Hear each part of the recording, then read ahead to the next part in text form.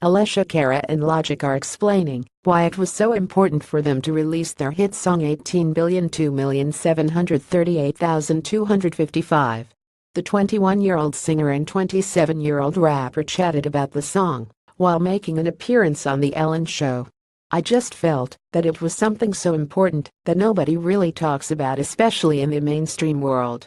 It's always a touchy, almost taboo, subject to talk about," Alessia said of the anthem about suicide prevention.